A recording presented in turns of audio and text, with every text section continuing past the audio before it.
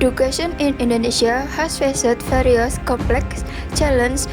One of the most striking of each is the uneven distribution of education in each region. Recent data shows that gaps in educational facilitation remain a critical issue, especially in remote and rural areas. One of the main causes of this education crisis is the lack of public facilitation available in many areas.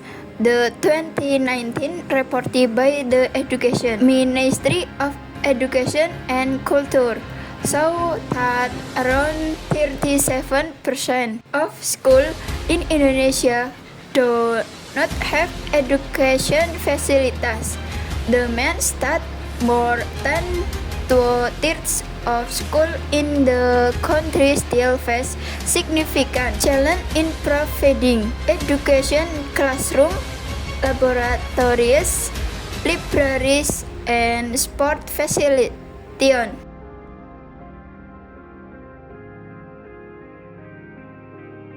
In remote areas, the situation is even worse. For example, in West Papua, around 62% of high school classrooms were slightly or moderately damaged, and in Papua itself, vocation schools suffered 58% damage. Data from the Central Statistics Agency (BPS) Drug-Cats also show that in 2021 and 22, 60% of elementary school classrooms in Indonesia were in a state of lack or moderate damage, increased 3% from the previous year. In addition to the lack of facilities, accessibility to education is also a significant barrier. Rural and remote areas often face long distance between students, home and school, transportation limitation, as well as poor infrastructure conditions. This makes it difficult for students to reach school safely and on time.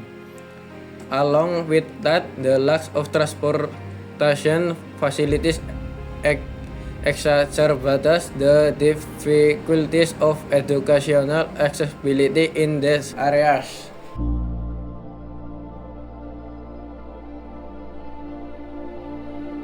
In the gap, educational facilities is also reflected in the lack of qualification education. Data from the Ministry of Education and Culture in 2019 showed that around 28% of schools in Indonesia don't have part-time teachers, while there is only have an inadequate number of full-time teachers.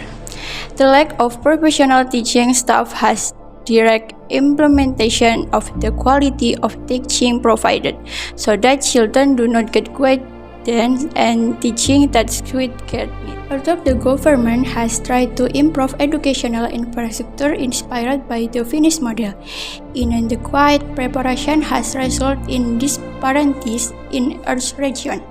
In idea, policy must be supported by effective and strategic implementation. However, the distribution of educational resources and investments tends to be more concentrated in large cities, leaving rural areas with less adequate facilities. In addition, funding and budget allocation issues also play a role in complicating infrastructure and development and facility improvements. To overcome this education crisis, collaborative efforts are needed between the government, educational institutions, and the community. Investment in the development of educational infrastructure, proper allocation of funds, meeting educational standards, and increasing accessibility to education are important steps. In addition, it is also necessary to update education policies that encourage equality and improve the quality of education facilities throughout Indonesia. Increasing community involvement is also essential to improve educational facilities and ensure that every child has equal access to the quality education.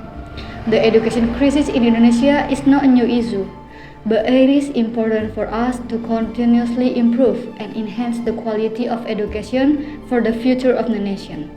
Through collective and strategic efforts, we can create an optimal and equitable learning environment throughout the country. Let's build the educational in Indonesia.